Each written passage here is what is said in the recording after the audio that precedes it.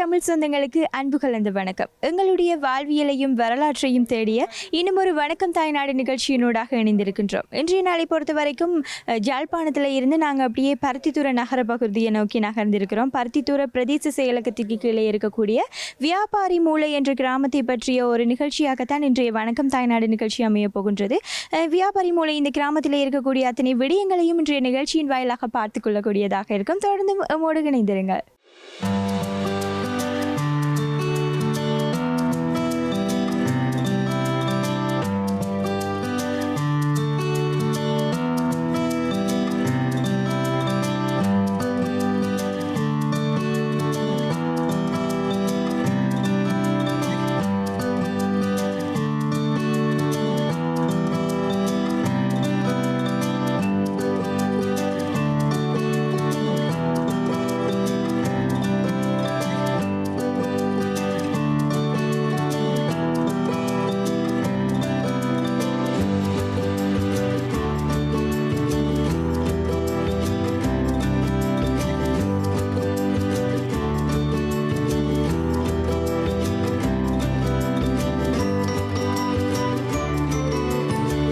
யாழ்ப்பாண பகுதியிலே வடமராட்சி வடக்கில் இருக்கக்கூடிய பருத்தித்துறை பிரதேச செயலகத்தின் கீழ் அல்வாய் வடக்கு வியாபாரி மூலை கிராம சேவகர் J399 எனும் கிராம சேவையாளர் பிரிவில் அமைந்திருக்கின்றது. இந்த வியாபாரி மூலை அழகிய கிராமமானது வடக்கிலே வடக்கின் பாக்கி நீரிணை கடல் பகுதியினையும் பாக்கி நீரிணை கடல் பகுதியானது எமது கிராமத்தின் வடக்கு எல்லைப்புறத்திலும் அதே போல கிழக்கு எல்லை பகுதியில் திருநாவலூர் எனும் அழகிய கிராமத்தினோடும் அதே மாதிரி தெற்கு பகுதி அல்வாய் என்ற கிராமத்தினோடும் மேற்கு பகுதி அல்வாய் வடமத்தி என்ற கிராமத்தினோடும் இதற்கு இந்த எல்லைகளுக்கு இடையே அமைந்து மிகவும் அழகான ஒரு கிராமம். இந்த கிராமத்தில் எமது மக்கள் பெரும்பாலும் அரச உத்தியோகத்தில் பணிபுரியக்கூடியவர்களாகவும் விவசாயிகளாகவும் இருக்கின்றார்கள். விவசாயம் இங்கே மிகவும் செழிப்பாக காணப்படுகின்ற ஒரு இடம். வெங்காயம், கத்தரி, வெண்டி, மிளகாய் போன்ற பயிர்களும் புகையிலை போன்ற பயிர்களும் இங்கே பிரதானமாக பயிரிடப்பட்டு கொண்டிருக்கின்றன. அது மட்டுமல்லாமல் தென்னை மற்றும் பனை வளங்கள் இங்கு மிக அதிகமாக இருக்கக்கூடிய ஒரு அழகிய கிராமமாக காணப்படுகின்றது இந்த வியாபாரி மூலை. இந்த வியாபாரி மூலையில் மிகவும் அழகான பழம்பெரும் விடயங்கள் நிறைய இருக்கின்றன. அதே போன்று நிறைய கோயில்கள், நிறைய பாடசாலைகள், பொது அமைப்புகள், கிராம அமைப்புகள் என்று நிறைய அமைப்புகளை கொண்டு ஒரு ஒழுக்கமானதாகவும் ஒரு ஒத்துழைப்பான ஒற்றுமையான சமூகமாகவும் இந்த வியாபாரி மூலையானது திகழ்ந்து கொண்டிருக்கின்றது.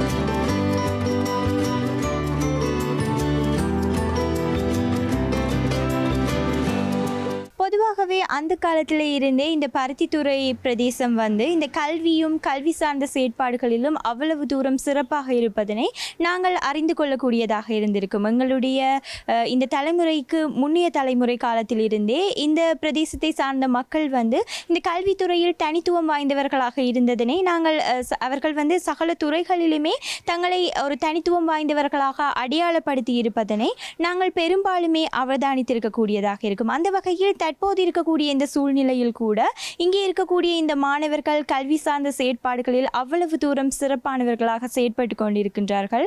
அதன் அடிப்படையில் அவ்வாறான கருத்துக்களை இங்கே இருக்கக்கூடிய மக்களின் வாயிலாகவே நாங்கள் கேட்டறிந்து கொள்ளக்கூடியதாக இருக்கிறது.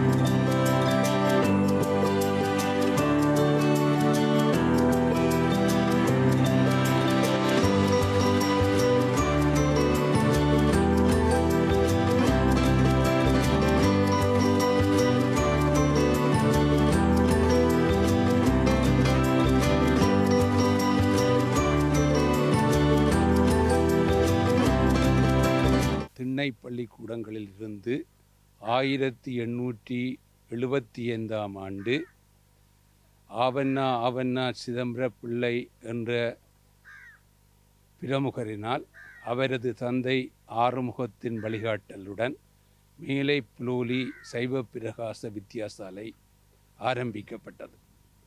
அதனைத் தொடர்ந்து பெண்களுக்கென 18 ஆண்டுகளின் பின் சைவ பாலிகா பாடசாலை, மேலை புலோலி சைவ பாலிகா பாடசாலை ஆரம்பிக்கப்பட்டது. பெண்கள் பாடசாலையில் ஆண்களும் அடிவரி வகுப்பு மட்டும் படிக்கின்ற காலகட்டமாக அந்த காலம் இருந்தது. அதன் பின்பு ஆண்கள் மேலை புலோலி சைவ பிரகாச வித்தியாசாலையிலும் பெண்கள் மேலை புலோலி சைவ பாலிகா பாடசாலையிலும் கற்று வந்தார்கள்.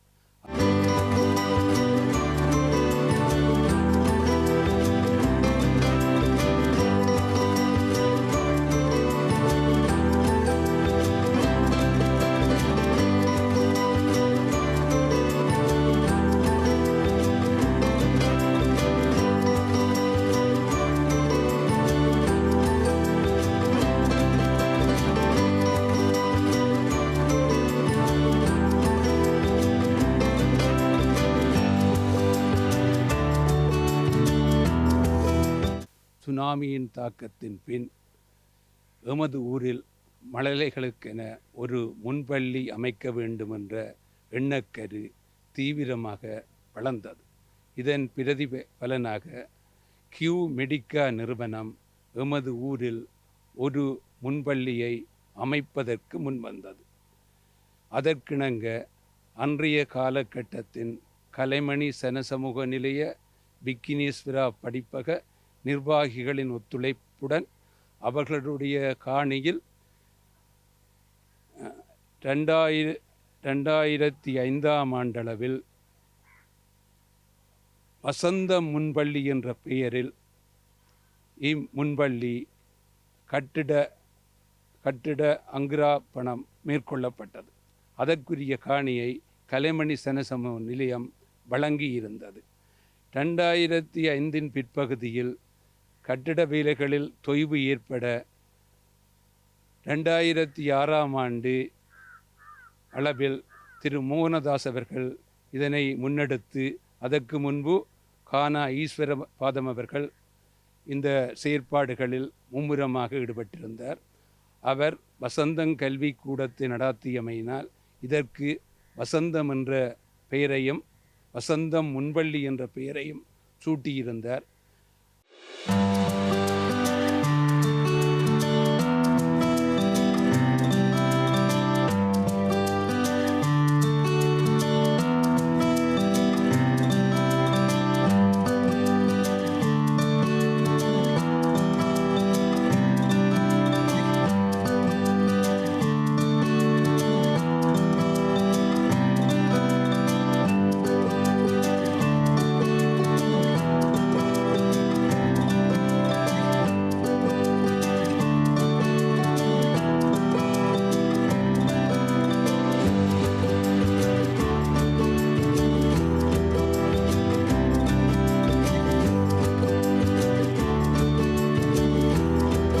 மேலை புலோலி சைவ பிரகாச வித்தியாலயத்தை நோக்கி வந்திருக்கின்றோம். இந்த பாடசாலை ஆரம்ப பாடசாலையாக இருக்கின்றது. அதை தாண்டி இந்த ஊரில் இருக்கக்கூடிய ஏனைய முன்பள்ளிகள் பற்றிய காட்சிகளையும் நிகழ்ச்சியின் வாயிலாக இணைத்துக் கொள்ளக்கூடியதாக இருக்கும்.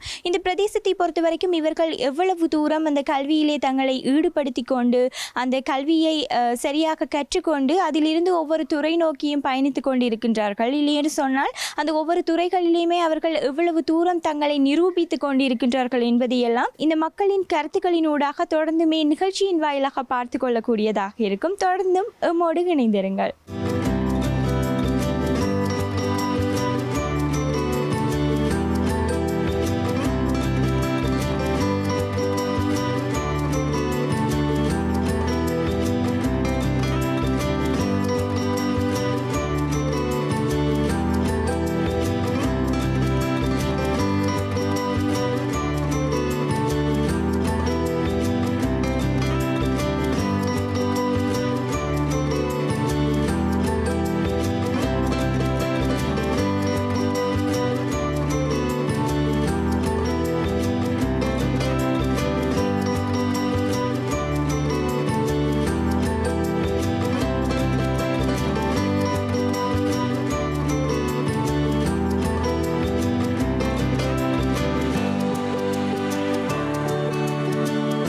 மாணவர்களின் எண்ணிக்கைக்கு ஏற்ப குடிநீர் வசதிகள் மலசலக்கூட வசதிகள் எல்லாம் போதுமான அளவு காணப்படுகின்றது. இருந்தும் அவர்களை நாங்கள் தொடர்ந்து பராமரிக்கிறதுக்குரிய ஃபண்டுகள் எங்களுக்கு ஒரு தேவையாக இருக்குது. அடுத்த பாடசாலையில் அண்மை ஆண்டுகளில் அது லேர்னிங் பில்டிங் கொண்டு அமைக்கப்பட்டது.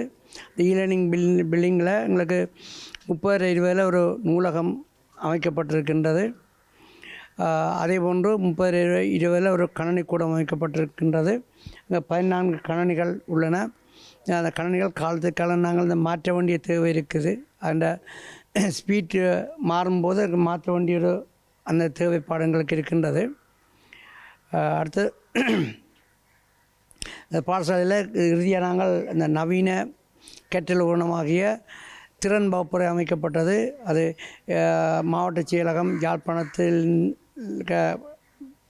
மேலதிக அரசாங்க அதிபரினால் இந்த திறன் வகுப்பறைகள் அமைக்கப்பட்டு நாங்கள் நவீன இந்த கற்றல் சாதனத்தை நாங்கள் மாணவர்களுக்கு அதில் கற்பித்தல் நடவடிக்கைகளை கொண்டிருக்கின்றோம். அதேபோன்று இந்த பாடசாலை நாங்கள் எவ்வளவு இந்த நவீன கற்பித்தல் சாதனங்கள் உபகரணங்கள் வருதோ அவையெல்லாம் உங்களோட பழைய மாணவர் சங்கம் பாடசாலை சமூகம் எங்களுக்கு உடனடியாக திரட்டி நவீனமயத்துக்கு ஏற்ற மாதிரி பாடசாலையும் நவீனமயப்படுத்தி கொண்டிருக்கின்றார்கள். அந்த நிலையில் எங்கள் பாடசாலை இந்த இற்றப்படுத்தப்பட்ட நிலையில் எங்களோட பாடசாலை வைத்திருக்கின்றது. இன்னும் ஒன்று எங்களோட பாடசாலையில் உள்ள அந்த பழைய மாணவர் பெற்றார் சொல்லுவாங்க, என்னுடைய பாடசாலைன்னு தான் சொல்லுவாங்க, பெருமையாக சொல்லுவினோம். அதை கேட்கும்போது எங்களுக்கு ஒரு சந்தோஷமாக இருக்கின்றது. அதே போல் எங்களுக்கு என்ன தேவை என்றாலும் நாங்கள் தேவைகளை முன்வைத்தால் அவர்களின் தேவைகளை தங்களை போட்டில் போட்டு அதுக்குரிய அந்த தேவையை நிறைவேற்றி வைப்பார்கள். அந்த நிலையில் எங்களுக்கு நாங்கள் நிர்வகிப்பது மட்டும்தான் எங்களுடைய தொழிலாக இருக்கும். மற்றும் நாங்கள் அதுக்கேற்ற மாதிரி கற்பித்தல் செயற்பாட்டை நாங்கள் முகாம் செய்கின்றோம். அந்த கற்பித்தல் செயற்பாட்டை நாங்கள் திறமையாக முகாம் செய்கிறதன் விளைவாக எங்களுக்கு தரவந்து புலமைப்பரிசில் பயிற்சி தான் எங்கள் பாடசாலைன்ற ஒரு வெளியீடாக காணப்படுகின்றது. அதில் அந்த வெளியீட்டை நாங்கள் அவர்கள் தர வளத்துக்கு ஏற்ற மாதிரி நாங்கள் பயன்பாட்டை உச்சமாக பயன்படுத்தி நான் குறிக்கப்பட்ட அந்த பெறுபேற்றை நாங்கள் பெற்றுக்கொள்கின்றோம்.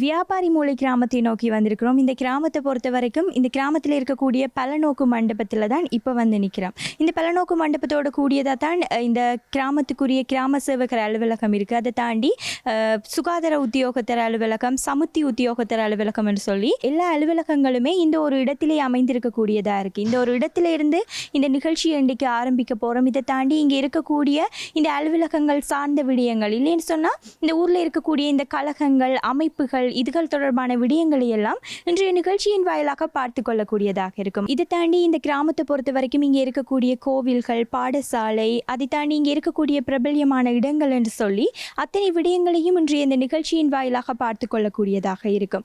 மேலும் இங்கே இருக்கக்கூடிய மக்களினுடைய தொழில் நடவடிக்கை, வியாபாரம் சார்ந்த நடவடிக்கைகள், அதை தாண்டி இந்த தோட்ட தொழில் சார்ந்த நடவடிக்கைகள் என்று சொல்லி எல்லா விடயங்களையுமே இன்றைய இந்த நிகழ்ச்சியின் வாயிலாக நீங்களும் பார்த்து கொள்ளக்கூடியதாக இருக்கும். தொடர்ந்தும் எம்மோடு இணைந்திருங்கள்.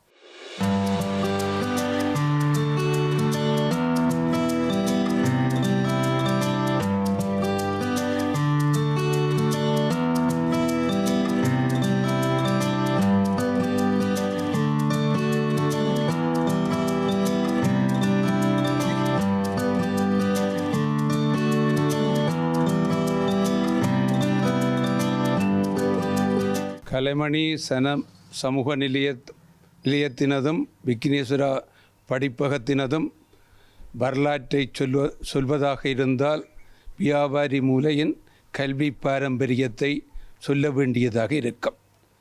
வியாபாரி மூலையை பொறுத்தவரை 1900 ஆண்டு ஆவண்ணா சிதம்பர பிள்ளை அவர்களினால் 1900 ஆண்டு தொடக்கம் 1930 வரை மேலை புலோலி நூல் நிலையம் நடாத்தப்பட்டு வந்தது. இவர் மேலை புலோலி சைவ பிரகாச வித்தியாசாலையின் ஸ்தாபகராகவும் இருந்தார். அதனைத் தொடர்ந்து 1925-35 ஆண்டுகளில் கந்தனையினார் அருணாசலம் என்பவரினால் பிள்ளையார் கோயிலுக்கு முன்னுள்ள மடத்தில் வாசியசாலை ஒன்று நடத்தப்பட்டு வந்தது. 1940 ஆண்டு தலைவாசலில் வியாபாரி மூலை ஐக்கிய இளைஞர் சங்கத்தினால் வாசியசாலை ஒன்று ஆரம்பிக்கப்பட்டு சிறப்புடன் நடத்தப்பட்டு வருகின்ற வேளையில் 1945 ஆண்டு யுத்தம் காரணமாக அதனுடைய செயற்பாடுகள் படிப்படியாக குறைய 1949 ஆண்டு பரதருடைய வீட்டில் கலமணி சனசமூக நிலையம் ஸ்தாபிக்கப்பட்டது. இந்த கலமணி சனசமூக நிலையத்தினுடைய தலைவர்களாக பல புகழ்பெற்ற வியாபாரி மூலையின் பெருந்தகைகள் இருந்திருக்கின்றார்கள்.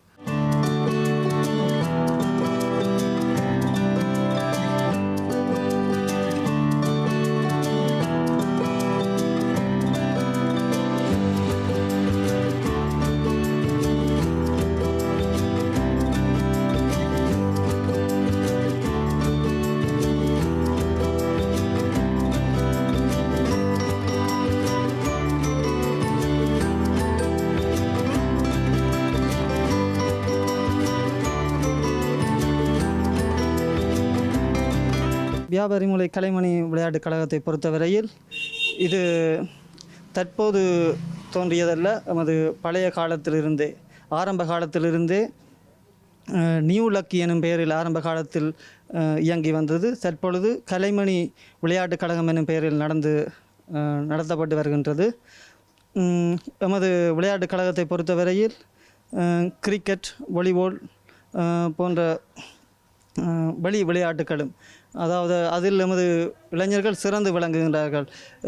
அதாவது பிரதேச மட்டத்திலும் மாகாண மட்டங்களிலும் கூட இவர்கள் பங்கு பெற்றி தமது திறமைகளை வெளிக்கொணர்ந்துகிறார்கள். அதேபோல் வாலிபாலை பொறுத்தவரையில் எமது மூத்த உறுப்பினரான பாஸ்கரன் அண்ணா அவர்களின் நினைவாக வருடந்தோறும் நாம் வாலிபால் மச்சினை நடாத்தி வருகின்றோம். அதாவது அயல் ஊர் இளைஞர், அதாவது அணிகளுக்கு இடையிலான போட்டிகளை நடாத்தி அதன் மூலம் சிறந்த அணிக்கான கப்புகளை வழங்கி எமது ஊர் பெருமையையும் மற்ற ஊர் மண்ணுக்கு தெரியப்படுத்துகின்றோம். அதேபோல் அடுத்தது உடற்பயிற்சி நிலையமானது எமது ஊர் இளைஞர்கள், அதாவது நீங்கள் மற்ற ஊர்களில் பார்த்திருப்பீர்கள், வேறு உடற்பயிற்சி நிலையங்களை தான் செல்வார்கள்.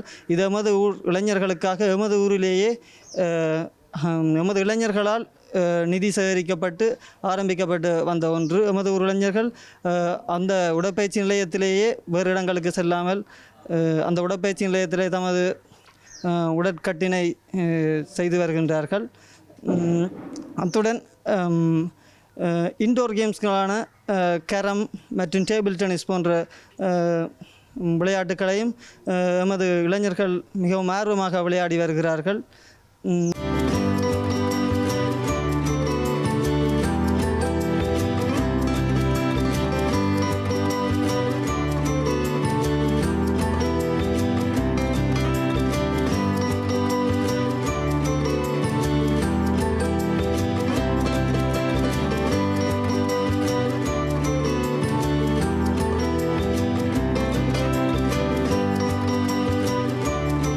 வியாபாரமும் அது சார்ந்த நடவடிக்கைகளும் அவ்வளவு தூரம் சிறப்பாக இருந்ததன் காரணமாகத்தான் இந்த ஒரு பிரதேசத்திற்கு வியாபாரி மூலை என்று பெயர் வந்ததாக சொல்லப்படுகின்றது. அதனை தாண்டி ஆரம்ப காலங்களில் எல்லாம் இங்கே வியாபாரம் சார்ந்த நடவடிக்கைகள் அவ்வளவு தூரம் சிறப்பாக இருந்திருந்தாலும் கூட தற்போது இருக்கக்கூடிய இந்த நிலைமைகளிலேயே வியாபாரம் மற்றும் தோட்டம் சார்ந்த தொழில்களில் ஈடுபடுவோர் அதிகமாக காணப்படுகிறார்கள். அதை தாண்டி அரசாங்க உத்தியோகஸ்தர்களும் இந்த கிராமத்திலே அதிகமானோர் இருக்கின்றார்கள். நான் ஏற்கனவே சொன்னது போல கல்வி சார்ந்த செயற்பாடுகளில் இவர்கள் தங்களை அவ்வளவு தூரம் அடையாளப்படுத்தி கொண்டிருப்பதன் விளைவாக அரசாங்க உத்தியோகம் அது சார்ந்த வேலைகளை இவர்கள் பெற்றுக்கொள்வது இலகுவாக இருக்கின்றது.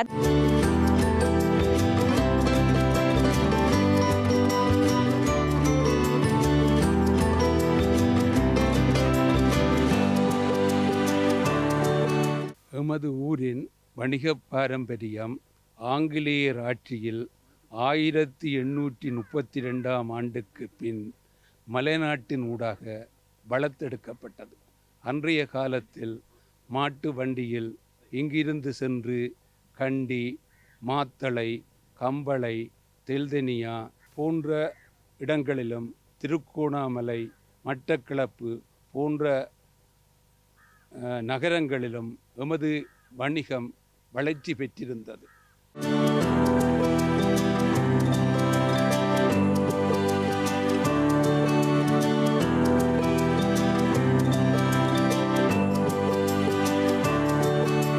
எங்கள் மகளிர் கிராமாவதி சங்கமானது நீண்ட காலமாக இயங்கி வரும் சங்கங்கள் ஒன்று, முதல் தரமாக இயங்கி வருகின்றது. எங்கள் முன்பு நாங்கள் ஒரு சிறு அமைப்போடு தொடங்கி பின்வந்த சுனாமி தாக்கத்தின் பிறகு தேசிய ஆசிய அபிவிருத்தி வங்கியின் உதவியோடு எங்களுக்கு இந்த காணியை அன்பளிப்பு செய்தார்கள். திரு சண்முகநாதன், டாக்டர் கனாசாயி மக்கள்கள் எங்களுக்கு இந்த காணியை அன்பளிப்பு செய்தார்கள். அப்போ முன்பிருந்த தலைவர் அதை பாரமெடுத்து இந்த கட்டிடத்தை திறம்பட கட்டினதொட்டு எங்கள் சங்கம் நம்பவன் சங்கமாக இயங்கி வருகின்றது. எங்கள் சங்கத்தில் 150 அங்கத்தவர்கள் இயங்கி வருகின்றனர்கள்.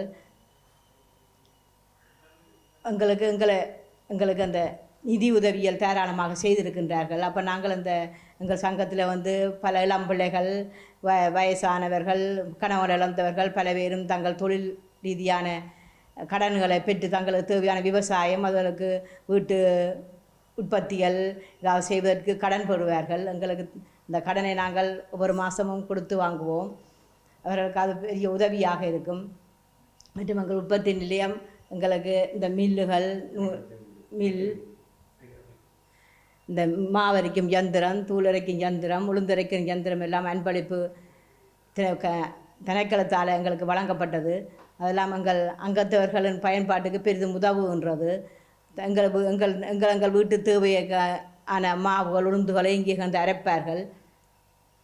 மற்றும் திருமண வைபவங்கள், வீட்டுக்கு தேவையான பலகாரங்கள், பலகாரங்களை ஓடோஸுக்கு ஓர்டர் எடுத்து செய்து கொடுப்பார்கள். மற்றும் எங்கள் மண்டபத்தில் இந்த கலாச்சார நிகழ்வுகள் எல்லாம் பிரதேச செயலத்தினால பிரதேச செயலத்தில் ஒரு கலாச்சார நிகழ்வு நடத்தணும்னா கூடிய வரைவில் எங்கள் மண்டபத்தை தேர்ந்தெடுப்பார்கள். அதற்கு எங்கள் அங்கத்தவர்கள் மிகவும் ஆர்வமாக எல்லாம் செய்வார்கள்.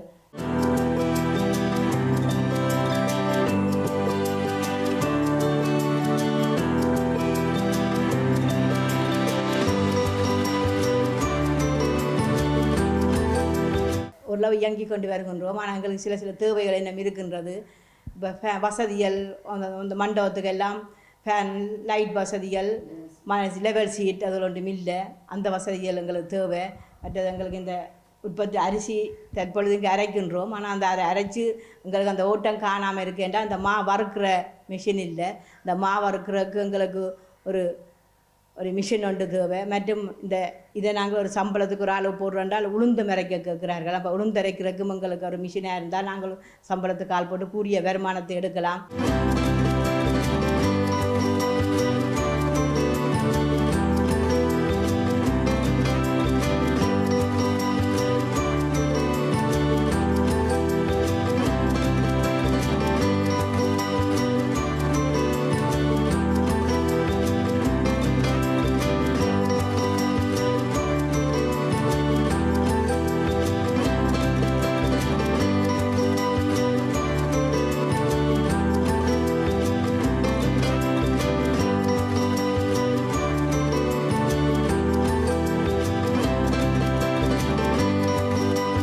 தோட்டம் சார்ந்த தொழில்கள் இல்லைன்னு சொன்னால் அந்த நடவடிக்கைகளும் கூட இங்கே அவ்வளவு தூரம் சிறப்பாக நடைபெற்று கொண்டு இருக்கின்றன.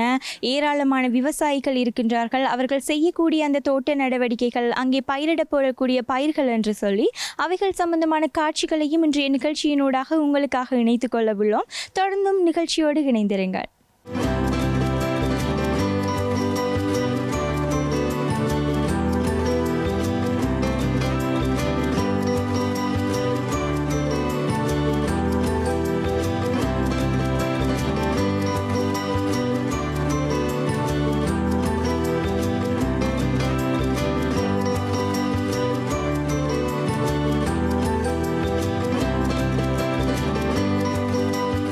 இது 75 ஏக்கரோட நிலப்பரப்பு தோட்டம் செய்கிறார்கள்.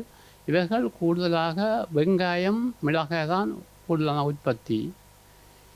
இவர்கள் இதை 2-2.5 மாதத்துக்குள்ளே இதை செய்து முடிப்பார்கள். காரணம் என்னன்னு கேட்டால், இது மழை காலத்தை அண்டி செய்யக்கூடியது தான். மழை காலம் என்று மழைக்குரிய காலம், மழை வெள்ளமாக பாத காலம் தவிர்த்து தான் செய்யப்படும்.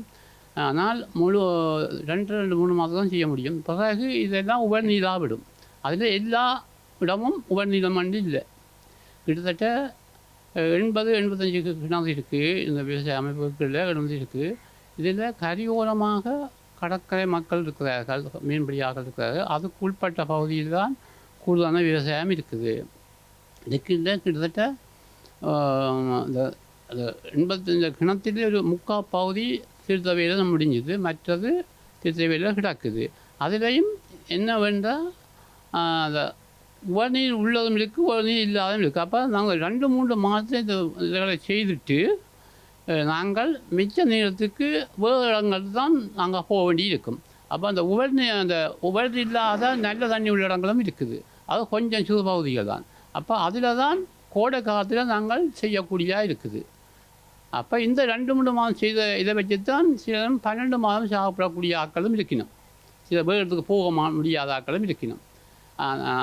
ஆனால் அதில் கூடுதல் வருமானத்தை எடுக்கக்கூடியதாக இருக்குது. ஆனால் காலப்போக்கில் சில வெள்ளங்கள் போன வருஷமெல்லாம் வெள்ளம் நியாயமான அழிவு.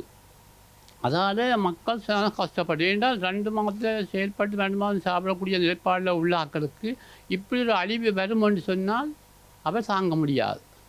அப்போ அதில் மீளதாக இப்போ சொல்கிறோம். வெங்காயம் விலை வந்ததுக்கு காரணம் வெங்காயத்தின் அழிவு தான் காரணம். நோயும் வெள்ளமும் எங்களை பகுதியில் பார்க்கல நோயால், அதாவது கரியோர பகுதி அண்டி இருக்கிற விடம் நல்லா தான் பெறுறது. மழை கூடி 2 வந்தால் வெள்ளத்தால் அழியும்.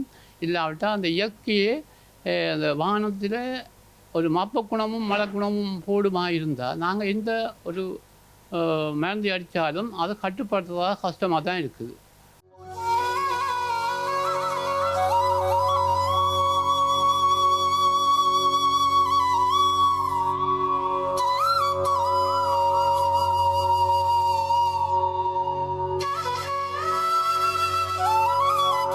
வியாபாரி மூலை இந்த கிராமத்தை பொறுத்த வரைக்கும் இங்கே இருக்கக்கூடிய இந்த சைவ மக்களுக்கான பிரதான வணக்கத்தலங்களாக இருக்கக்கூடிய கோவில்கள் பற்றிய காட்சிகளையும் இன்றைய இந்த நிகழ்ச்சியோடு நாங்கள் உங்களுக்காக இணைத்து கொள்ளவுள்ளோம்.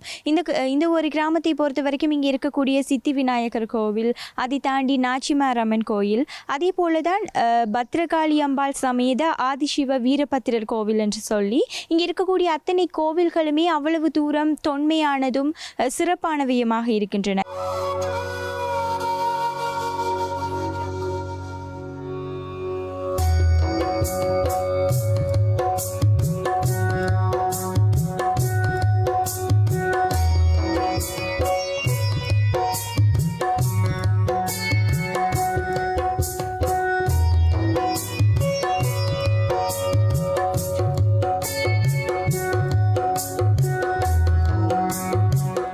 இந்த கிராமத்தினுடைய தொன்மை அதற்கு ஒரு மிகச்சிறந்த சான்றாக நாங்கள் கொள்ளக்கூடிய திருத்தலமாக இந்த வியாபாரி மூலை யூனிவர்சிட்டி ஸ்ரீ சித்தி விநாயகர் ஆலயம் விளங்குகிறது.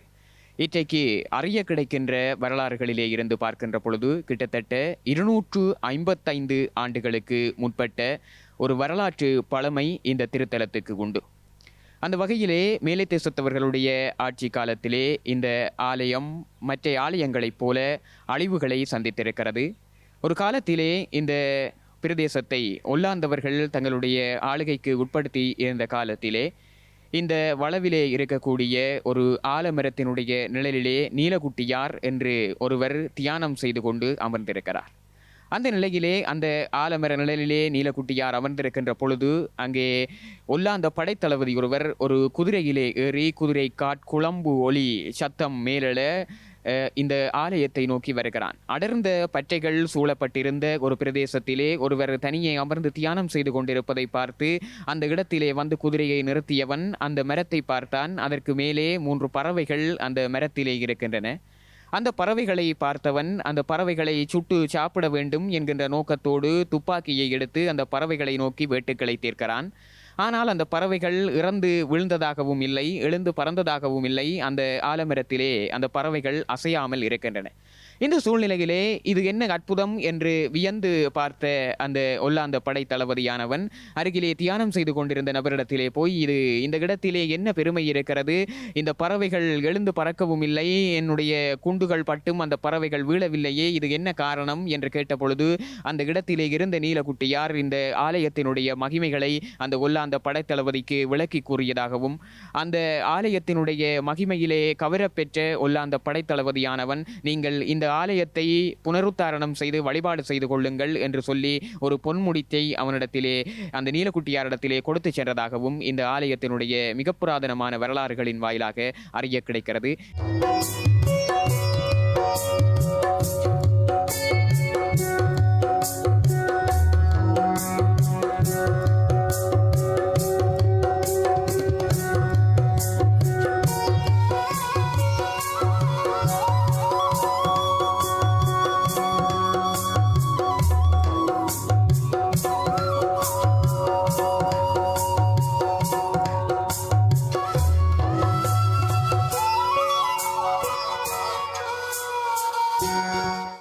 இங்கே இருக்கக்கூடிய இந்த கோவில்களை பொறுத்த வரைக்கும் இந்த கோவில்கள் தான் இங்கே இருக்கக்கூடிய மக்களுக்கு வந்து அவ்வளவு தூரம் அருள் பாலிக்கின்ற கோவில்களாக இருக்கின்றன. ஆகவே அந்த மக்களுக்கும் அவர்களுடைய வாழ்க்கையிலும் அவ்வளவு தூரம் செல்வாக்கு செலுத்தக்கூடிய அந்த கோயில்கள் பற்றிய காட்சிகளையும் அதை தாண்டி அந்த கோவில்களுடைய வரலாறுகளையும் கூட இன்றைய இந்த நிகழ்ச்சியினோடு உங்களுக்காக இணைத்து கொள்ளக்கூடியதாக இருக்கும். தொடர்ந்தும் எம்மோடு இணைந்திருங்கள்.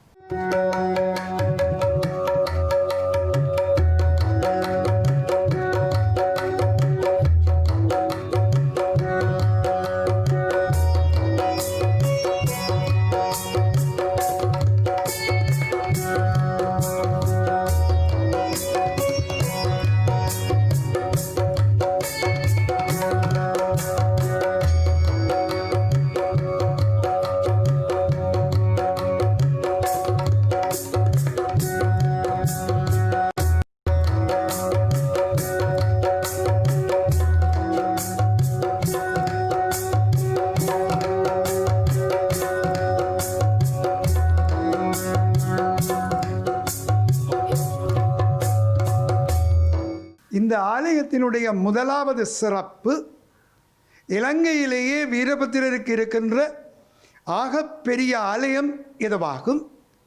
இந்த ஆலயம் 18ஆம் நூற்றாண்டிற்கு முற்பட்ட காலத்திற்குரியது. இந்த ஆலயத்தினுடைய வீரபத்திர பெருமான் மரகத மணிக்குரிய கருநீல நிறம் பொருந்தியவர், கிங்கிணி மணி கட்டிய பாதங்கள் உடையவர், எதிரிகளுக்கு உக்கிரமான தோற்றமுடையவர், அன்பர்களுக்கு சார்ந்த சொரூபியாக விளங்குபவர், சூரியன், சந்திரன், அக்கினி என்பவற்றை முக்கண்ணாக கொண்ட இவ்வீரபத்திர பெருமான் இங்கு எழுந்தருளி இருக்கின்றார். எமது அம்பாள் ஸ்ரீ பத்திரகாளி அம்பாள் தேவைக்கு ஏற்ப தனது வரலாற்று வடிவங்களில் சகல ஆயுதங்களையும் தரித்திருப்பவர். எமது இந்த ஆலயம் மிக பிரசித்தி பெற்றது, மிக பசுமையான சூழலில் அமைந்திருப்பது. இது தோன்றிய காலத்தில் அழகான ஒரு பிரதேசமாக, இன்றும் கூட பெரிய மரங்களுடன் நிழல் தரும் சோலையின் மத்தியில் எமது கிராமத்தின் அதி உயர் பிரதேசத்தில் இந்த ஆலயம் அமைந்திருக்கின்றது. இந்த ஆலயத்தின் வரலாறு மிகவும் தொன்மை வாய்ந்ததாகும். இந்த வரலாற்றை நாங்கள் 2ஆக வகுத்து கொள்ளலாம். ஒன்று இந்த ஆலய வரலாற்றினுடைய முற்பகுதி, இது செவி வழி செய்திகளுக்கூடாகவும் பல்வேறு கருதுகோள்களின் அடிப்படையிலும் தொடர்ந்து எம்மால் தொன்று தொட்டு பின்பற்றி வருகின்ற வரலாற்றை கொண்டது. இதன் பிற்பகுதி சரித்திர சான்றுகளுடன் கூடியது. எமது ஆலயம் 18ஆம் நூற்றாண்டின் முற்பட்ட காலத்திற்குரியது. தோப்புகள் நிறைந்த ஊரின் உயரமான பிரதேசத்தில் இந்த ஆலயம் அமைந்திருக்கின்றது. இலங்கையினுடைய மெய்கண்ட ஆதீனத்தைச் சேர்ந்த ஞான பிரகாச தம்பிரான் சுவாமிகள் இங்கு பல்வேறு காலம் தங்கியிருந்ததுக்குரிய சான்றுகள் உண்டு.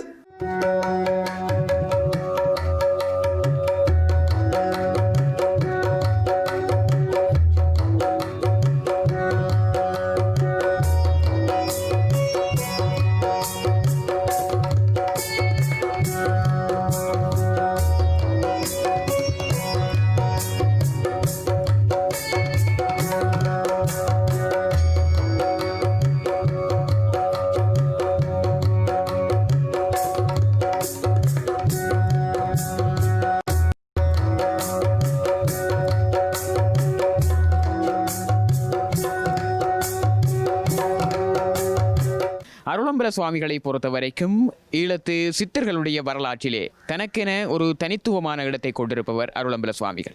இலங்கையினுடைய சித்தர்களை பற்றி பார்க்கின்ற பொழுது யோகர் சுவாமிகளை எடுத்துக்கொண்டால் அவருக்கு குருவாக செல்லப்பா சுவாமிகள் இருந்தார். செல்லப்பா சுவாமிகளை பொறுத்த வரைக்கும் அவருக்கு குருவாக கடையற் சுவாமிகள் இருந்தார்.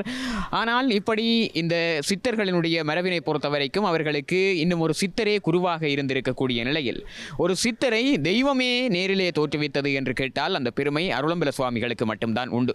இலங்கையிலே இருந்து இந்த வியாபாரி மூலை பிரதேசத்தைச் சேர்ந்த அருளம்பலம் அவர்கள் சிதம்பரத்தின் பால் ஈர்ப்பு கொண்டு கடல் வழியாக இந்தியாவினுடைய சிதம்பரத்தை தரிசிக்க செல்ல வேண்டும் என்று செல்லுகின்ற பொழுது இடைநடுவிலே இந்தியாவினுடைய நாகப்பட்டினத்திலே நாகை நீலலோசனி அம்பிகையினாலே ஆட்கொள்ளப்பட்டவர் அருளம்பல சுவாமிகள். அந்த நாகப்பட்டினம் நீலலோசனி அம்பிகையை ஆட்கொண்டு அவரை அந்த ஆலயத்திற்கு அழைத்த போது அந்த ஆலயத்திலே சென்று அர்ச்சகரிடத்திலே குங்குமம் வாங்குவதற்காக வரிசையிலே இருந்தார். அப்பொழுது அர்ச்சகர் இவருக்கு குங்குமத்தை கொடுக்காமல் அடுத்தவரை நோக்கி நகர்ந்து செல்லுகின்ற பொழுது அருளம்பல சுவாமிகளுடைய முகத்திலே அந்த நெற்றி புருவத்திலே ஒரு தெய்வீக ஒளி தென்பட்டதாக அருளம்பல சுவாமிகளுடைய வரலாறுகள் எங்களுக்கு அறிய தருகின்றன. இப்படி நேரிலே தெய்வீகமே வந்து ஒருவரை ஆட்கொண்டு தன்னுடைய நிலைக்கு ஆற்றுப்படுத்தி ஒரு சித்தரை உருவாக்கிய ஒரு பெருமை இருக்கிறது என்று கேட்டால் அது அருளம்பல சுவாமிகள் ஒருவரை மாத்திரமே சாரும். எனவே ஈழத்து சித்தர்களுடைய மரபிலே நேரடியாக இந்தியாவோடு தொடர்பினை நேரடியாக கொண்ட சித்தராகவும் அது மட்டுமன்றி அம்பிகையோடு நேரடியாக தொடர்புடைய சித்தராகவும் அருளம்பல சுவாமிகள் விளங்குகிறார்.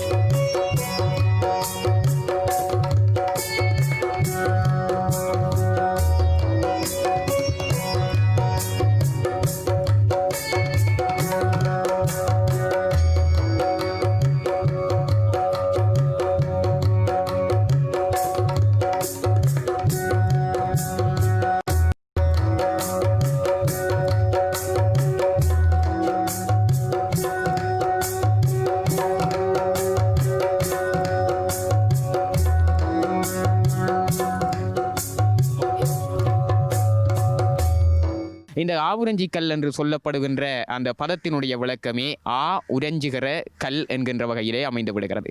தற்காலத்திலே நாங்கள் வீடுகளிலே வேலிகளிலே இருந்து மதில்களுக்கு மாறியிருக்கிறோம். இந்த மதில்களுக்கு மாறிய பிற்பாடு கால்நடைகள் தங்களுடைய உடலை சொரிந்து கொள்வதற்கு அந்த மதில்களை பயன்படுத்துகின்றன. ஆனால் முற்காலத்திலே எங்களுடைய கிராம அமைப்பு என்று எடுத்து நோக்குகின்ற பொழுது அங்கே வேலிகள் தான் இருக்கும். வேலிகளிலே போய் கால்நடைகள் தங்களுடைய உடலை உறைஞ்சி கொள்ள முடியாது.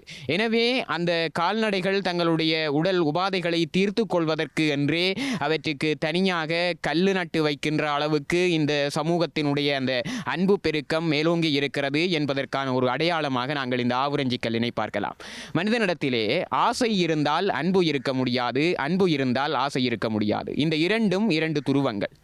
இந்த மண்ணிலே வாழ்ந்தவர்களிடத்திலே ஆசை இருக்கவில்லை, அன்பு இருந்திருக்கிறது என்பதற்கான அடையாளமாக இந்த புராதன நீர் தொட்டியையும் அதற்கு அருகிலே இருக்கக்கூடிய அந்த ஆவுரஞ்சி ஆவுரஞ்சி கல்லினையும் நாங்கள் பார்க்கிறோம். இந்த நீர் தொட்டியோடு இருக்கக்கூடிய இந்த தூண் போன்ற அமைப்பு, இது இந்த தொட்டிக்கான நீர் இதனூடாக விநியோகிக்கப்பட்டிருந்தாலும் கூட இந்த வீதியாலே செல்லுகின்றவர்கள் தலையிலே சுமைகளை சுமந்து கொண்டு செல்லுகின்ற பொழுது அந்த சுமைகளை இலகுவாக இந்த கட்டிலே இறக்கி வைத்துவிட்டு மீண்டும் தங்களுடைய தலையிலே ஏற்றிக்கொள்வதற்கான ஒரு அமைப்பாக அந்த சுமை தாங்கியாக இந்த அமைப்பு பயன்படுத்தப்பட்டிருக்கிறது என்பதனை நாங்கள் இங்கே பார்க்கக்கூடியதாக இருக்கிறது. அத்தோடு இந்த பாதை ஊடாக செல்லுகின்ற கால்நடைகள் நீரருந்துவதற்கான ஒரு புராதன நீர் தொட்டியையும் கூட இந்த வளவினுடைய வெளிப்புறத்திலே வீதியிலே அமைத்திருக்கிறார்கள். அது மட்டுமல்ல, இங்கே வெள்ளம் பயணிக்கின்ற இந்த வீதியிலே வெள்ளத்தினூடாக ஏற்படக்கூடிய மண்ணரிப்பினை தடுக்கின்ற முகமாக மிகச்சிறப்பான ஒரு பளிங்கு கல்லிலான ஒரு சரிவு அமைப்பு, அதாவது வீதியிலே இருப்பவற்றையெல்லாம் இன்றைக்கு வீட்டுக்குள்ளே கொண்டு சென்று சேர்க்கிற ஒரு காலத்திலே, அந்த காலத்திலே வீட்டுக்குள்ளே இருந்தவற்றை வீதியிலே கொண்டு வருகின்ற ஒரு அமைப்பாக பெரும் பொருட்செலவோடு இந்த வீதியை செப்பனிட்டிருக்கின்ற ஒரு அமைப்பினையும் கூட, அதாவது எங்களுடைய மண்ணிலே ஆசையை விட அதிகமாக அன்பு மேலோங்கி இருந்தது என்பதற்கான சான்றாக உயிர்களிடத்திலே காட்டியிருக்கக்கூடிய கருணையினுடைய வெளிப்பாட்டை இந்த சுமைதாங்கியிலும் ஆவுரஞ்சி கல்லிலும் அதே போல இந்த வீதியிலே அமைக்கப்பட்டிருக்கக்கூடிய இந்த வெண்ணிறத்திலான கற்சரிவிலும் நாங்கள் பார்க்கக்கூடியதாக இருக்கிறது.